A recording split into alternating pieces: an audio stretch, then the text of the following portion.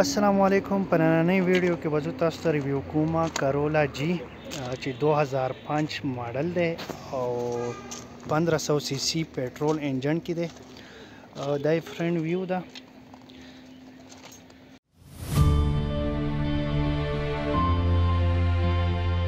د دې زه تاسو ته اوس بیک سایډ ښیم. دا یې بیک سایډ دی، په یو ډیر فرش کنډیشن کې دی او نوې ګاډی دی. دا سایډ میرر او دا انډیکیټر په اوله خبره کوو نه دی به تاسو ته په باډۍ کې میلاویږي. های بیم او لو بیم چې دي دا هیډ لایټ کې دي.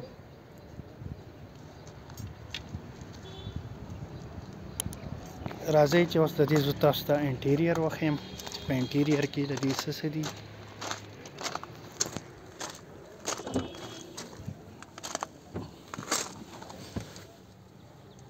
د دې دی پاور وینډوز، دا کی سٹارټ او دا انالاګ میټر، دا پاور سټیرنګ، ملټي میډیا پکې نشته.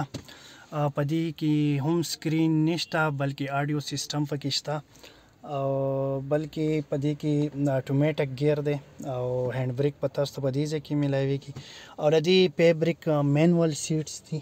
د دې ډیشبورډ ډیر مزهناک حالاتو کې دی، بلیک دی.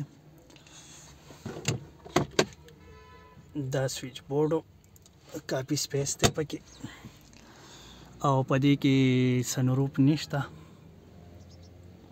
او د دې اے سی چې دی نو کار کوي. دا کرولا جی چې ماډل دی 2005 او 1500 سی سی پېټرول انجن کې دی. د دې زه اوس تاسو ته بیک سایډ ښیم.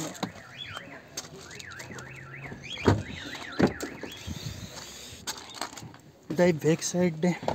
نو ډیر فرش ګاډی دی، یو ډیر ښه کنډیشن کې دی. که څوک پکې انټرسټ خان موټر شوروم کې موجود دی بلکې سوات کې. په دې کې زم سره دی پاور وینډوز دی، پاور سټیرنګ دی پکې، اتوماتیک ګیر دی پکې او د هینډ بریک چې دی دا به تاسو ته په دې ځای کې میلاویږي او د هینډ سپورټر حواله خبره کوو نو هینډ سپورټر پکې هم شته.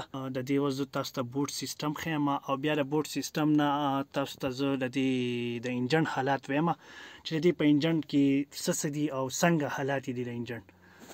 نو زه اوس بوټ سیستم نه چې زه تاسو ته اوس د دې بوټ سایډ وښیم. بوټ سایډ کې د دې څه دي. بوټ سایډ لزو دا بوټ سایډ دی، کافي سپیس دی پکې.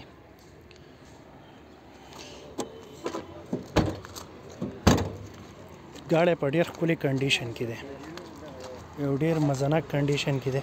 اوس زه تاسو ته د دې انجن حالات ښیم چې دا انجن نه څنګه دی. نو انجن په حواله خبره کوو نو انجن د دې ډیر ښکلی صفا کنډیشن کې دی، یو ډیر فرش ګاډی دی، زبردست ګاډی دی.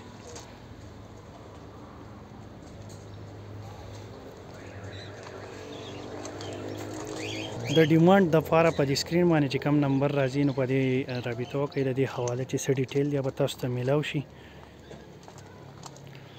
یو ډیر ښکلی ګاډی دی، فرش ګاډی دی. که څوک پکې انټرسټ وي او اخیستل غواړي نو خان موټر شوروم کې ولاړ دی. میلاویږو به په بله ویډیو سره. د الله په امان.